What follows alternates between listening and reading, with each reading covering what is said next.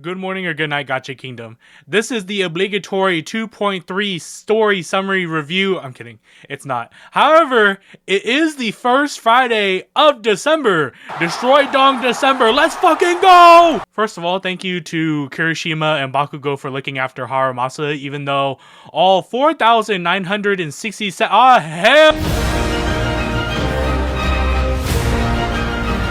Even though there's 4,906 registered citizens in the Gacha Kingdom, we somehow almost lost Haramasa if it wasn't for these two. So I'm glad that I could rely on somebody to watch over Haramasa for me. For the people that use my channel to stay updated with the Zenless Zone story, I just don't think the story chapter update was that strong.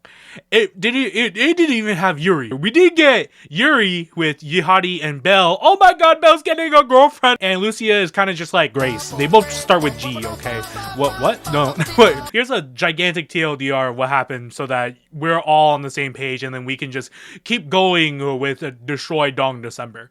So Manato fights his previous self and then like with like a Zelda fight, you know, like beat the shit out of him, and then he makes amends like a Steven Universe plot line, and then he learns to like love himself. Lucia meets her younger self with the miasma, and her younger self's like, oh yeah, well I'm playing with my dad, and then Lucia finds out that her dad that went missing because he was working in the military, and because the New Eridu military fucking sucks, he went on a mission and then he was borderline dying, and then he saw little Lucia, and then he turned into ethereal, and then you fight him, and then Lucia can get closer with her dad, and then her dad passes away, and I kind of so I'm not gonna lie, cutting onions kind of hit a little different. Yidhari story part was like kind of crazy, and it was like the entire reason why 2.3 but it's still connected with the main story. Playing this story chapter was like playing virtual revenge. If right at the end Yanagi goes to Miyabi and she goes,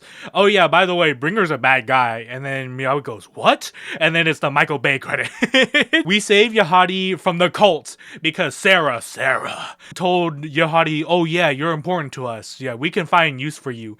But in reality she was just using Yidhari's Monoski Gundam powers to see into the past to find this ether fissure, because the ether fissure was important. I honestly forgot why she needed to find it, but she found it. Anyway, we save Yidhari, and then we're like, we'll get you out of here. And then Yahari's like, oh no, don't worry about me. This is my fight. And we're like, no, this is our fight. And then she falls in love with Belle. But you two can go on a date later because Miasma Sarah is running away with Shuyen, and you're like, what the fuck? Shuyen's with Sarah? What the fuck? What is happening? And then they find the fissure, and then they go into the fissure, but because the fissure was like a couple of days old, it's no longer there, and you're like, what the fuck? Okay, story update over. That was just the appetizer, the mozzarella sticks to go with our main course, this big burger. I'm not talking about that burger. Yeah, that burger. Now we're talking. Who is the best fanfic author in Spook Shack?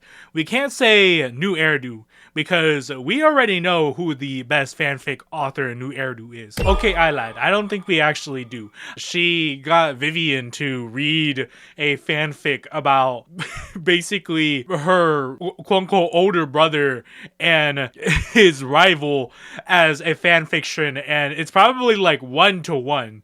Unironically, I mean, like, if you got Vivian reading that shit and she lives with the real life Hugo Vlad and the Von Lycan, and you somehow got their story 1-to-1 just based off of your mind, like, come on, you got Vivian like sitting, she was sad. Today's main protagonists feature Lucia, Yuzuha, and Yidhari. I already see it now. It's a girls' night.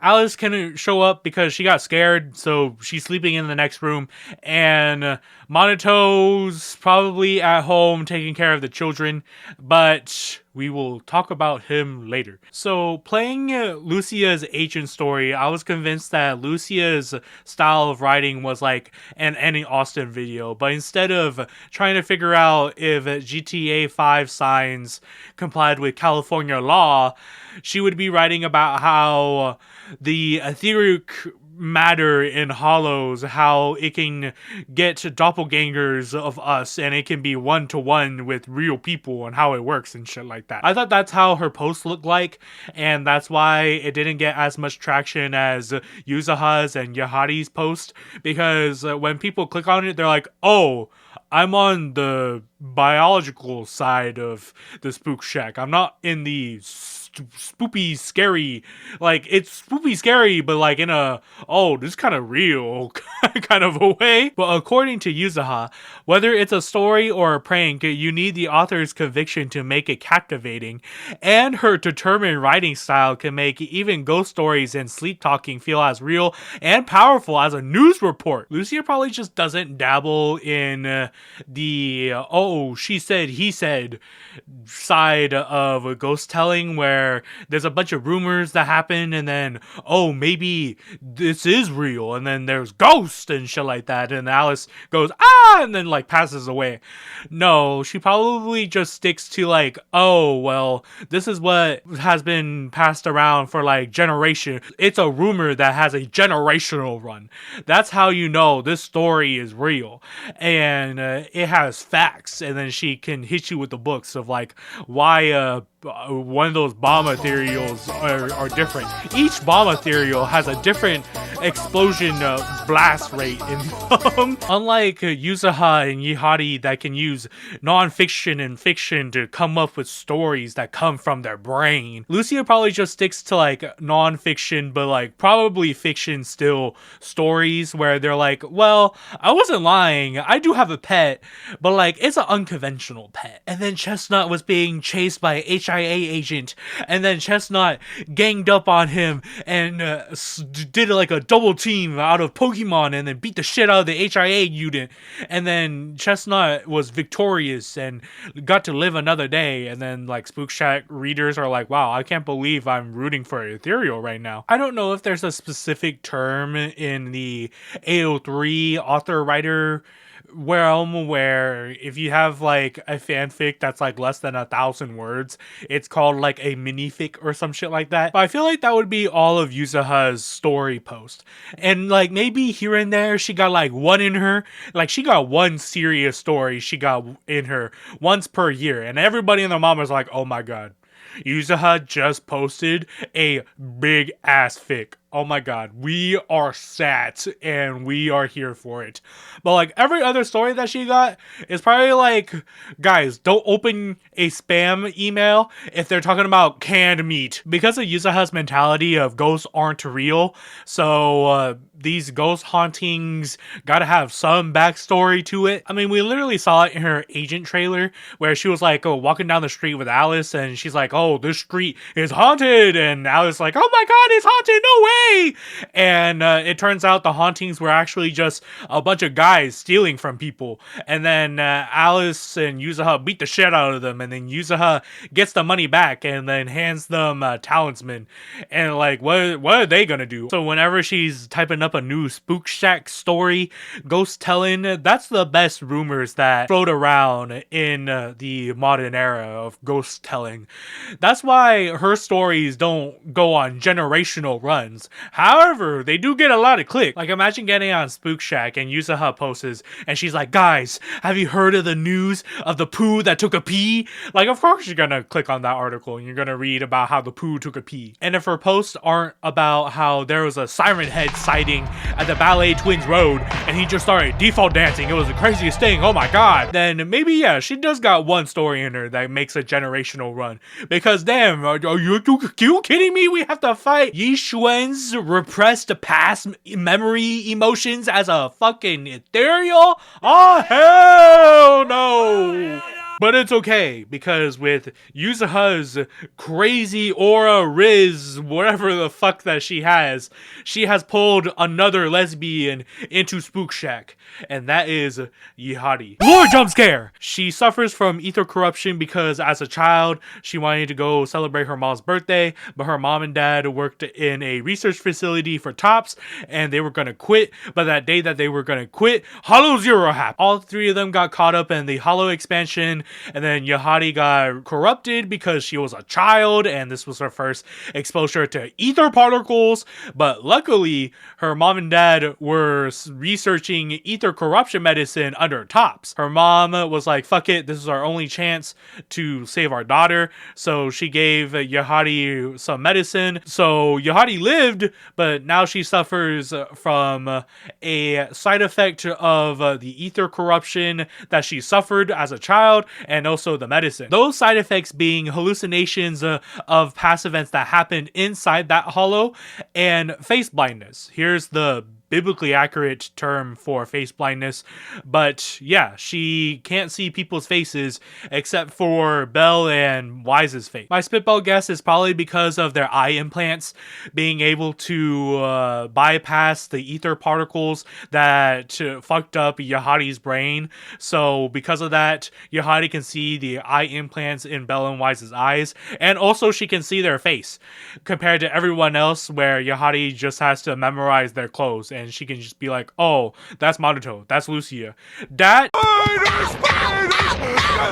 Yidhari flashback over. Because Yidhari's been in the hollows a lot of times, and she's seen a lot of hallucinations of things that's happened in the hollow, she's experienced a lot, let's just say. So she's like mentally written down all these things that she can write about, where, as we've seen in her demo and also trailer, she's like, oh, there's a sea monster, in a lighthearted tone, not in the hollow anymore. She can actually see people. Oh, there's a sea monster in the sauna that kind of looks like me? Whoa, that's crazy. Oh, wow. What's her name? Based off of these Twitter comments, I'm convinced that Yidhari's probably the only one in Spook Shack that posts in like a episode format. Tune in next time to see what happens in the next episode of Dragon Ball Z. Aha ass shit. But because she's an octopus dialyn, maybe she can use her tentacles. So she's writing out this fic, right? And she's writing out another fic. Like, oh, she's writing out part 2 on like her left hand side. But her right hand side is also answering text, because Belle just texted me, oh my god, do you want to go on a coffee date? Yes, oh my god, yes I do.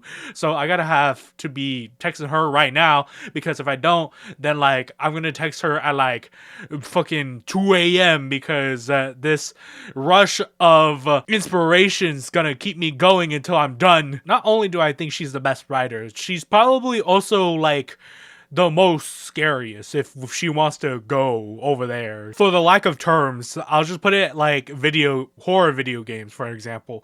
You know, you watch people play Phasmophobia and you're like, yeah, that's pretty scary. Can you show yourself? Yidhari's is like someone playing a horror game. Alright, the main course of this video is basically over. The burger is done.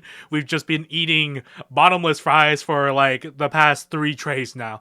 We are going to get dessert. Ooh, ice cream bao buns? Oh my god, sweetie, dat me up, bruh. Normally I would end this video by saying that Belle has a really hard time balancing a life between Yidhari, Vivian, and Nicole now, of like, oh my god, now I have 3 branching paths, and oh no, this is what Wise goes through every day, doesn't he? Oh my god, no! That was until about 2 weeks ago where I found out that someone, not even a YouTube video, in the YouTube comments, they calculated how long could you have sex with Angel Devil unprotected until you died. If you live under a rock. Bum, dude, dude, bum, dude, dude, bum, dude, dude, bum, dude, dude. Point is that you're gonna die, but are you going to live to feel euphoria and then die? That's the real question. And I was like, oh, that's cool. What if I had with the ethereal? Picture this. The Spook Shack Twitter circle is on the decline. There's less people interacting with posts, and now Yuzuha and Yidhari are like, oh my god, like, how are we supposed to get like spoopy, scary sponsorships at this point now? Oh no. And then Lucia barges in. Guys, I have the greatest idea. We need to do smut. But Lucia, don't you know ghosts aren't real, so people can't have with ghosts? Oh, people are gonna try. People are gonna try yuzuha, but that's not the point. We're talking about ethereals. Lucia probably knows the answer of how long a person can have with an ethereal, just like offhandedly. And she probably also got stats. She's like, oh, you don't want to have these ethereals because if you do, then you'll instantly be turned into an ethereal. And you're like, how the fuck? How do you know this stuff, Lucia? I based it off of like the ethereal matter that the ethereals are based off of. So if it enters your ass directly, it'd be like you getting hit. So like it would be like the same thing, right? And then Yidhari and Yuzuha would look at each other. For this to work, we need research of like how an ethereal breeds with other possible ethereals, but like with a human. So we need a test subject.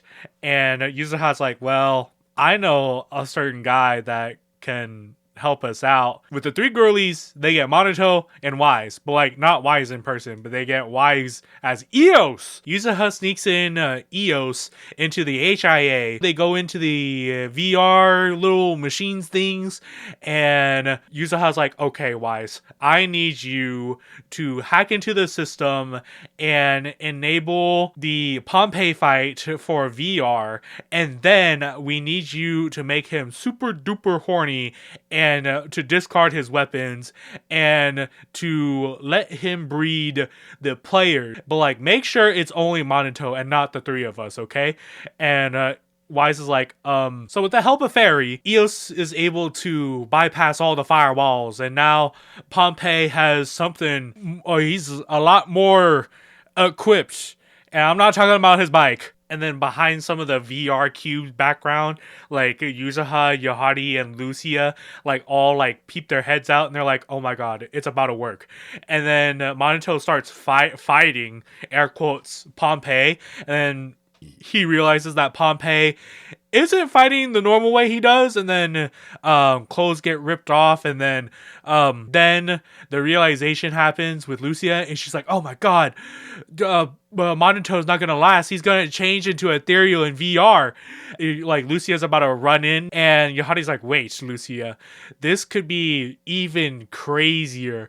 And Lucia's like, what do you mean? In the story, we can make the ethereal and the man lovers, and then the man turns into an ethereal, and then more stuff happens. And then Manato in the VR world changes into the drowned self Manato, and then he keeps riding Pompey's motorcycle. Eous is like, dog, I gotta plug him out, because if he keeps going like this, then Manato might have some repercussions in the real world. And then all three girls are like, pull him out then! Literally, pull him out! Editor banknote currency here. So the concept of Manato having a fight in the VR world with Pompey, it's kind of been done already by J. Lloyd with the script done by Kuro Black 69. It's not beat by beat the same.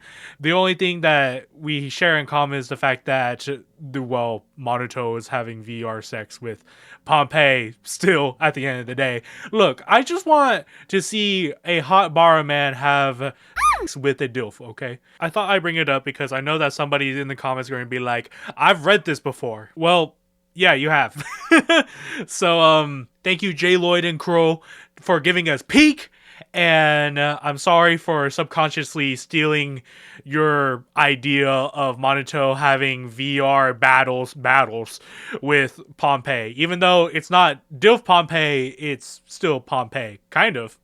They look the same. And then all four of them log off of the VR systems, and then the three girlies are like, oh my god, we have to check out Manato. Manato is like in the corner, like, oh my god, what the hell happened? And also my pants. Yuzuha, do you have an extra pair of pants? The next day, Yidhari was so inspired by Manato and Pompey's battle, she went immediately to the cafe shop with Lucia and Tail because she needed as much descriptors for an ethereal as possible. And they went to town and they posted it, and lo and behold, the first R18 ethereal a love story gets posted to Spook Shack, and everyone loves it. And there's more people on Spook Shack than ever before. This is where yuzuha comes into play because Manato is probably like livid to Lucia and yidhari, and they're like both probably bowing right to his feet like, oh, we're sorry, we had to do it for Spook Shack. And then yuzuha comes in and she's like, oh, don't worry, bro. This is just a prank. That was all in the VR world. We wouldn't beat his ass if anything like that would have happened in real life. Don't worry about it. And Manato was like, how did you... But that happened to me, word for word. That happened to me in the VR world with the same ethereal. Just don't worry about it. To make it up for you, like, we could pay for your bills using the AdSense that we're getting from Spook Shack now, and you can have a vacation with Wise. How does that sound? And Manato, pouting face, like, looks at all three of them, and then all three of them are like, please, please, please don't beat her ass. And of course, because Manato, I mean, this is Manato Wise we're talking about here. Of course he's going to say yes and forgive them because, I mean, it probably felt really good.